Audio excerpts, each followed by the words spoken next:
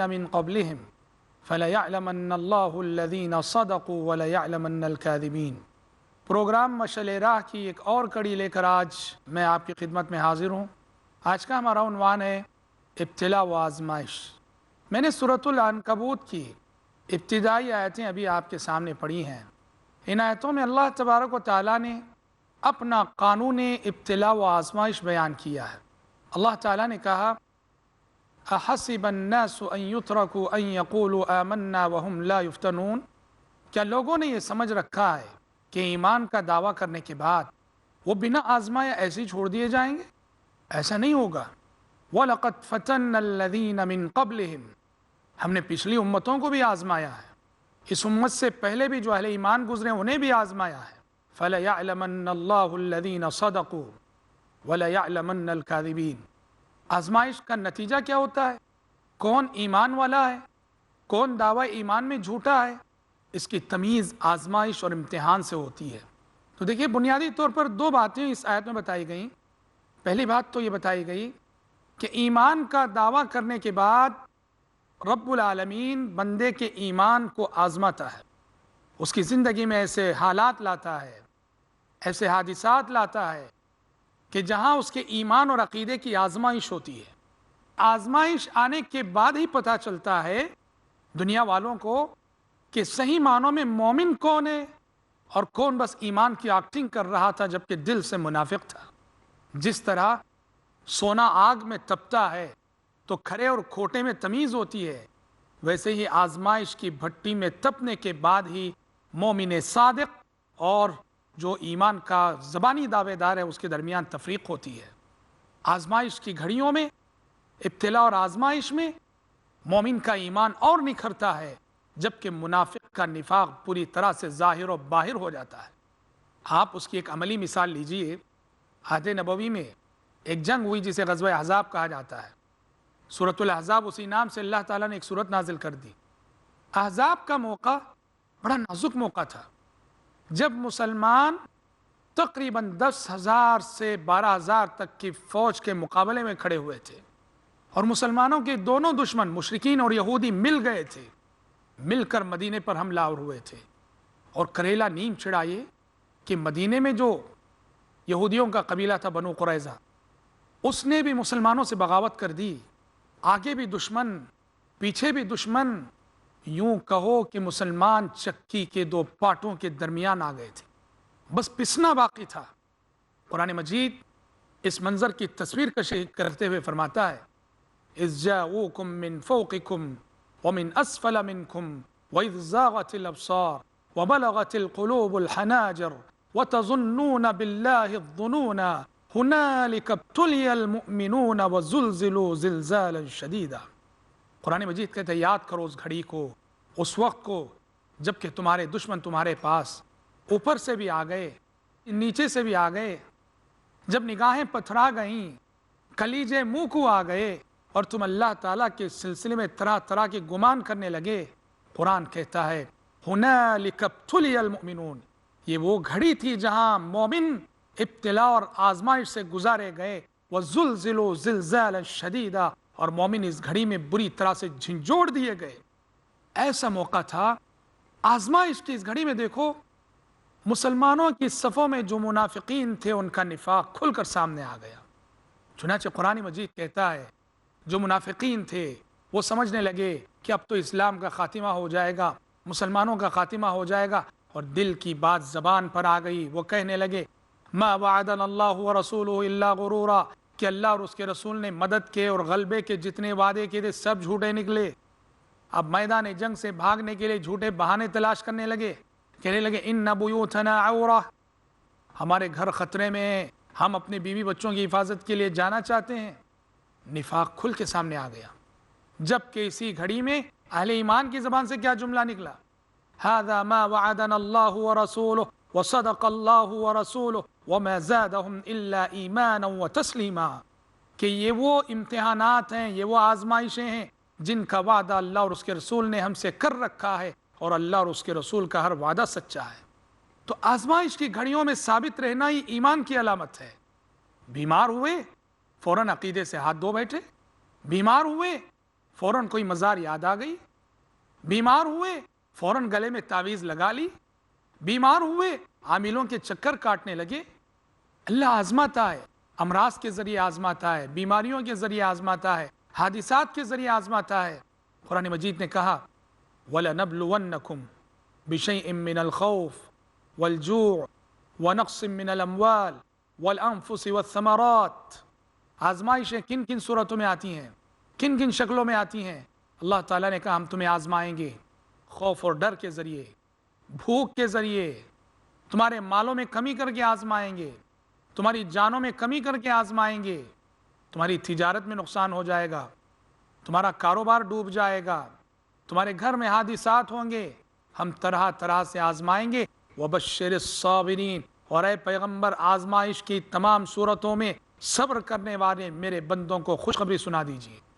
اور اللہ تعالیٰ کا ایک قانون ابتلا اور آزمائش یہ بھی ہے کہ اس کی نظروں میں جو جتنا زیادہ محبوب اور پیارا ہوتا ہے اس کی آزمائش اتنی ہی زیادہ سخت ہوتی ہے۔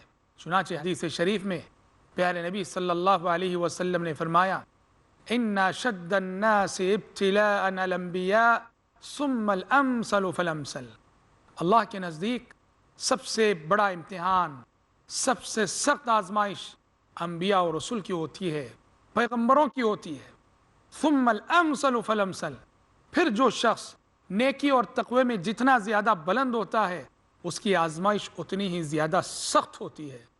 آپ پیارے نبی صلی اللہ علیہ وسلم کی زندگی ہی کو لے لو، کتنی آزمائشیں، کتنے امتحانات، کفار اور مشرکین کی جانب سے جو تکلیفیں ہو رہی تھیں وہ تو چھوڑو، آپ صلی اللہ علیہ وسلم کی گھریلو زندگی، معاشرتی زندگی میں دیکھو اللہ تعالیٰ کیسے آزماتا ہے۔ اللہ اکبر، 4 لڑکے ہوئے آپ کو، 4 بیٹے ہوئے، 4 نرینہ اولاد، اور اللہ تعالیٰ کی آزمائش دیکھو کہ نبی کے 4 بچے بچپن میں انتقال کر جاتے ہیں، ایک لڑکا بھی زندہ نہیں رہتا ہے، 4 حادثات ہوتے ہیں، اور جو بھی زندہ رہیں نبی کی بیٹیاں زندہ رہیں۔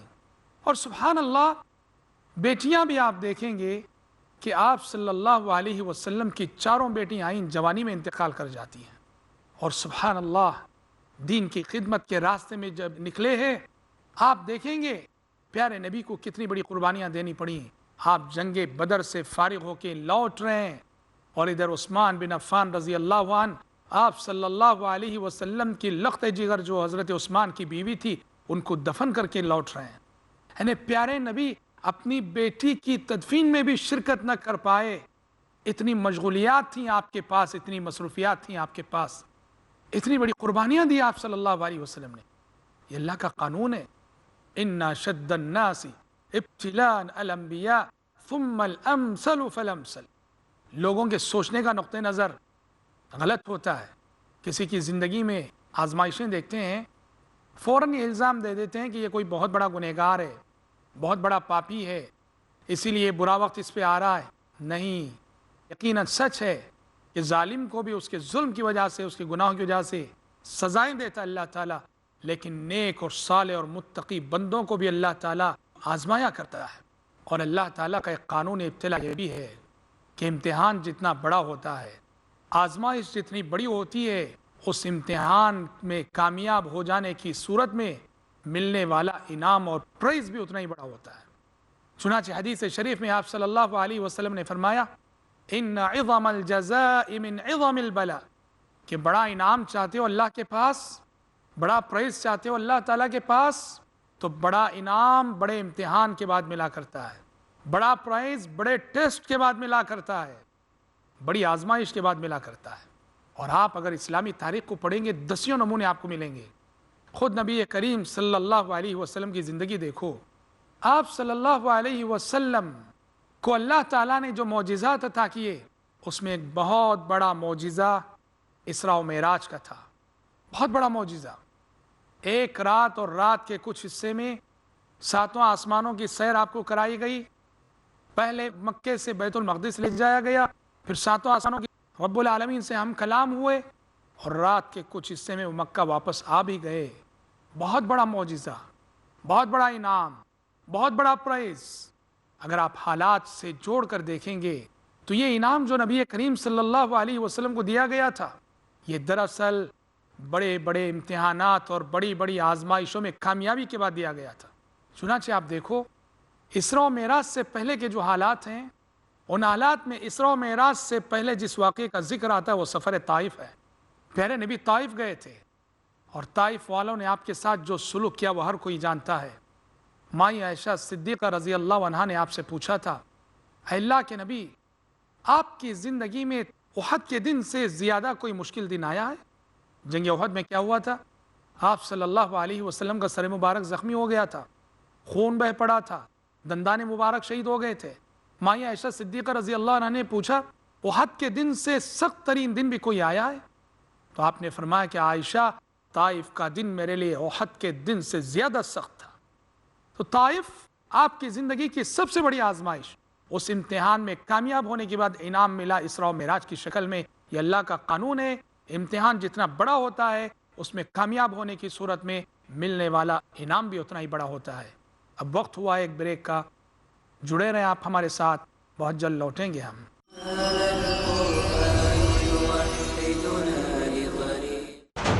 اللہ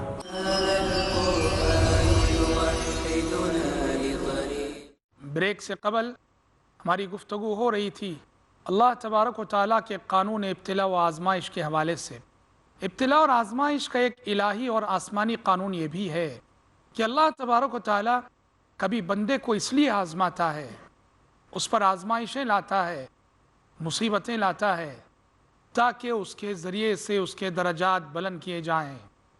چنانچہ ابن حبان کی ایک روایت ہے، پیارے نبی صلی اللہ علیہ وسلم فرماتے ہیں، ان الرجل لتكون له المنزلة عند الله ما يبلغها بعمل فما يزال الله يبتليه بمكروه حتى يبلغه إياها کہ اللہ تعالیٰ کسی بندے کو جنت کا اعلیٰ مقام دینا چاہتے ہیں، جنت کا اعلیٰ درجہ دینا چاہتے ہیں، مگر اس بندے کے پاس اتنی نیکیاں نہیں رہتی اور ایسا عمل نہیں رہتا جس عمل اور جن نیکیوں کی وجہ سے وہ اس مقام کا مستحق ٹھہر سکے۔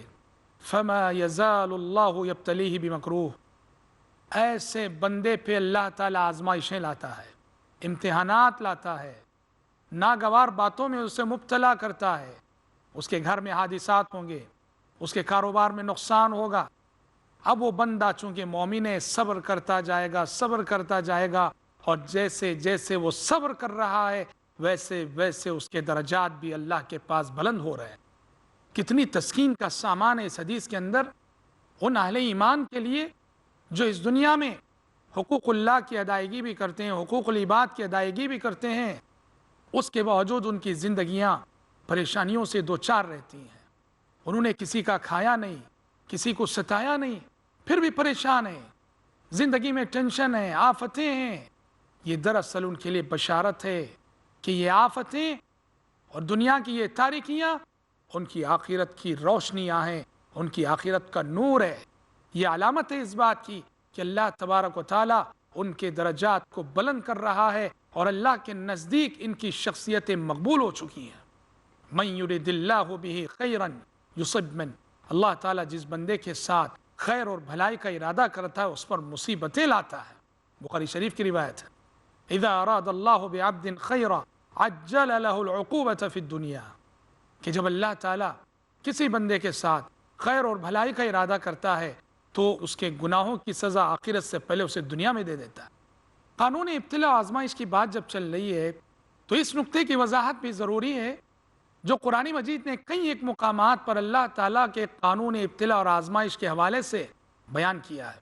وہ کیا ہے کہ اللہ تبارک و تعالیٰ جب کسی بندے کو کسی چیز سے آزمانا چاہتا ہے تو آزمائش کے اسباب کو بندے سے قریب کر دیتا ہے، اس کے تقوی کو جانچنے کے لیے، اس کے خوف الہی کو جانچنے کے لیے آزمائش کے اسباب کو اللہ تعالیٰ اس سے قریب کر دیتا ہے۔ کیسے؟ اس قانون کو قرآن مجید میں کئی مقامات پہ بیان کیا گیا۔ سب سے پہلے آپ دیکھتے ہیں 7ویں پارے سورۃ المائدہ کے اندر اللہ تبارک و تعالیٰ نے فرمایا، یا ایھا الذین آمنوا لَيَبْلُوَنَّكُمُ اللَّهُ بِشَيْءٍ مِّنَ الصَّيْدِ تَنَالُهُ أَيْدِيكُمْ وَرِمَاحُكُمْ لِيَعْلَمَ اللَّهُ مَن يَخَافُهُ بِالْغَيْبِ۔ صحابہ کرام رضوان اللہ علیہم اجمعین عمرے کے لیے نکل رہے تھے، احرام پہن رہے تھے، تو اللہ تعالیٰ نے صحابہ کو پہلے ہی بتا دیا کہ میں تمہیں آزمانے والا ہوں، تمہاری ایمان کو ٹیسٹ کرنے والا ہوں۔ عرب کے لوگ شکار کے بڑے شوقین تھے، اور احرام پہننے کے بعد، احرام کی نیت کرنے کے بعد شکار کرنا ناجائز ہے حاجی اور عمرہ کرنے والے کے لیے۔ اللہ تعالیٰ نے کہا میں تمہیں سفر میں آزماؤں گا۔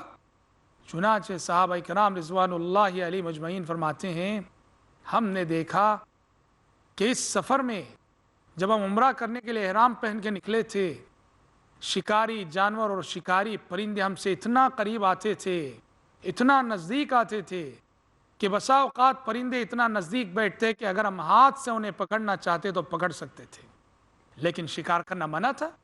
یہ اللہ کا قانون ہے، آزمائش کے اسباب کو وہ بندوں سے قریب کرتا ہے، لِيَعْلَمَ اللَّهُ مَن يَخَافُهُ بِالْغَيْبِ، تاکہ اللہ جان سکے کہ کون ہے جو بن دیکھے اللہ تعالیٰ سے ڈرتا ہے۔ اور یہی قانون سورۃ الاعراف 9ویں پارے میں بھی ذکر کیا گیا ہے۔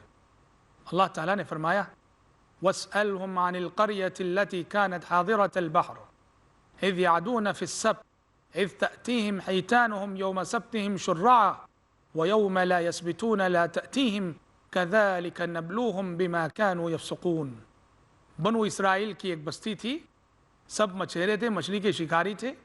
اللہ تعالیٰ کو ان کی آزمائش مقصود ہوئی، ان کو حکم تھا ہفتے کے 6 دن شکار کرو، لیکن جو ہفتے کا دن ہے اس دن وہ خالص عبادت کا دن ہے، اس دن شکار کرنا تمہارے لیے منع ہے۔ اب ان کی آزمائش مقصود ہوئی، ہفتے کے 6 دن جب شکار کرنا جائز تھا، مچھلیاں کافی اندر چلی جاتی تھیں اور انہیں شکار کرنے کے لیے بڑی محنت کرنی پڑتی تھی۔ اور ہفتے کا دن جس دن کے شکار کرنا منع ہے، مچھلیاں ساحل سمندر پہ آتی تھیں اور اچھل اچھل کر دعوت نظارہ دیتی تھیں۔ دیکھو اللہ کیسے آزماتا ہے، آزمائش کے اسباب بندوں سے کیسے قریب کرتا ہے۔ بنو اسرائیل اس امتحان میں فیل ہو گئے، ان سے صبر نہ ہو سکا۔ انہوں نے کیا کیا؟ انہوں نے چاہا کہ سانپ بھی مر جائے اور لاٹھی بھی نہ ٹوٹے۔ وہ ہفتے کے دن سمندر میں جا کر نالیاں بنا کر آتے اور ہر نالی کے ساتھ ایک ایک گڑھا بنا دیتے۔ ظاہر بات ہے جب نالیاں بنیں گی پانی آئے گا، اور جب پانی آئے گا ان نالیوں میں تو جو مچھلیاں کنارے آئی ہوں گی وہ مچھلیاں بھی اس پانی میں آئیں گی اور وہ مچھلیاں بھی ان گڑھوں میں گریں گی۔ وہ یہ کرتے تھے کہ جب وہ مچھلیاں پانی کے راستے سے گڑھے میں گر جاتی ہفتے کے روز، اتوار کی صبح جا کے انہیں شکار کر لیتے، پکڑ لیتے اور کہتے ہیں ہم نے ہفتے کے دن شکار نہیں کیا۔ یخادعون اللہ وہو خادعہم، یہ اللہ کو دھوکہ دینا چاہتے ہیں جبکہ حقیقت میں یہ خود فریبی میں مبتلا ہیں۔ یہ اللہ کا قانون ہے کہ وہ آزمائش کے اسباب کو بندوں سے قریب کرتا ہے، اور اسی قانون کا تذکرہ دوسرے پارے سورہ بقرہ میں بھی کیا گیا ہے۔ جب بنو اسرائیل حضرت طالوت علیہ السلام کی قیادت میں، جو کہ ایک بادشاہ تھے، ان کی قیادت میں اپنے دشمن سے لڑنے کے لیے جا رہے تھے، تو اللہ تبارک و تعالیٰ کو ان کے جذبہ طاعت و فرما برداری کی آزمائش مقصود ہوئی۔ اس لیے بنو اسرائیل کو یہ حکم دیا گیا کہ اس سفر میں کوئی شخص پانی نہیں پیے گا، اور طالوت علیہ السلام نے پہلے ہی بتا دیا کہ ان اللہ مبتلیکم بنہر، کہ پانی پینا اس سفر میں منع ہے، پر راستے میں ایک نہر ضرور آنے والی ہے۔ فمن شرب منہ فلیس منی، جو اس نہر سے پی لے گا وہ ہم میں سے نہیں ہے۔ ومن لم يطعمه فإنه مني إلا من اغترف غرفة بيده، اور جو وہ پانی نہ پیے صبر کرے، صحیح معنوں میں وہی مجاہد ہے، وہی مومن ہے۔ إلا من اغترف غرفة بيده، اللہ ہے کہ ایک چلو کوئی پی لے تو الگ بات ہے۔ دیکھو پانی پینا منع ہے اور راستے میں نہر اللہ تعالیٰ جاری کر رہا ہے ان کے لیے۔ تو آزمائش کے اسباب اللہ بندوں سے قریب کرتا ہے، اور قرآن کہتا ہے کہ بنو اسرائیل کی اکثریت اس امتحان میں بھی ناکام رہی۔ فَشَرِبُوا مِنْهُ إِلَّا قَلِيلًا مِّنْهُمْ، وہ سب کے سب پی لیے، بہت تھوڑے لوگ تھے جو اس سے پیے نہیں۔ تو لہٰذا اس قانون کو سمجھنے کی ضرورت ہے۔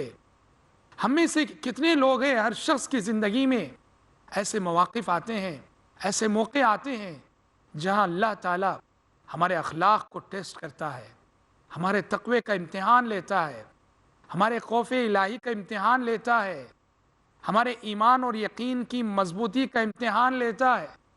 ایسی گھڑیوں میں ثابت قدم رہنا ہی کمال ہے، اور ایسے وقت آپ ثابت قدم رہ جائیں گے تو اللہ تعالیٰ کے پاس بہت بڑا انعام ہے، اس لیے کہ برائی کا موقع ہاتھ آئے اور انسان برائی نہ کرے، گناہ کا موقع ہاتھ آئے اور انسان گناہ سے بچے۔ یہی اصل تقویٰ ہے، یہی اصل کمال ہے۔ انسان صبح سے شام تک کہے میں مسجد میں بیٹھا ہوا تھا، ذکر کرتا رہا، نمازیں پڑھتا رہا، میری نگاہوں نے آج کسی کو غلط نظر سے نہیں دیکھا، میں نے آج کسی سے جھوٹ نہیں کہا، اچھی بات ہے، مگر کوئی کمال نہیں کیا۔ صبح سے شام تک مسجد میں رہے اس لیے جھوٹ نہیں بولے، صبح سے شام تک مسجد میں رہے اس لیے کسی کو غلط نظر نہیں دیکھا۔ کمال یہ ہے کہ وہ صبح سے شام تک مارکیٹ جائے، بزنس کرے، کاروبار کرے اور شام کو کہے کہ آج الحمدللہ میں نے کسی سے جھوٹ نہیں کہا۔ واقعی یہ کمال ہے۔ کمال یہ نہیں کہ انسان کہے کہ میں مسجد میں بیٹھا رہا، کسی کو غلط نظر نہیں دیکھا۔ کمال یہ ہے کہ کالج میں پڑھ رہا ہے اور کہے کہ میں نے کسی کو غلط نظر نہیں دیکھا۔ یہ اللہ کے پاس قانون ہے۔ گناہ کے اسباب رہتے ہوئے انسان گناہ سے پرہیز کرتا ہے، بچتا ہے، تو رب العالمین ایسے بندوں کو بہت زیادہ نوازتا ہے، بہت زیادہ اجر و ثواب دیتا ہے، کیونکہ حقیقت میں وہ تقوی کا ثبوت دے رہے ہیں، خشیت الہی کا ثبوت دے رہے ہیں، خوف الہی کا ثبوت دے رہے ہیں۔ تو آج ضرورت ہے اللہ تعالیٰ کی ابتلاء اور آزمائش کے ان قوانین کو سمجھنے کی۔ اگر اللہ کے اس قانون ابتلاء اور آزمائش کو نہیں سمجھیں گے تو ہم لغزش کھا سکتے ہیں۔ ہم دیکھتے ہیں بعض دیندار نمازی یہ شکایت کرتے ہیں کہ ہم دیندار ہیں، ہم نمازی ہیں، سب کچھ ہیں، اس کے باوجود کیا بات ہے کہ تجارت میں برکت نہیں ہو رہی ہے، مصیبتیں آ رہی ہیں، بیماریاں آ رہی ہیں۔ یہ اعتراض اس بات کی علامت ہے کہ اس شخص نے اللہ کے قانون ابتلاء اور آزمائش کو سمجھا نہیں ہے۔ اللہ زیادہ نمازیوں ہی کو آزمائے گا، دینداروں ہی کو آزمائے گا۔ اس لیے اس قانون کو سمجھنا بہت ضروری ہے تاکہ ہم کامیابی کے ساتھ اس امتحان اور اس ٹیسٹ کو پاس کر سکیں۔ دعا ہے رب العالمین سے اللہ تعالیٰ کہنے والے کو اور سننے والوں کو اس امتحان زندگی میں اور ہر آزمائش میں ثابت قدم رکھے، ایمان و یقین پر۔ اللہ کرے آمین۔ وآخر دعوانا ان الحمد للہ رب العالمین۔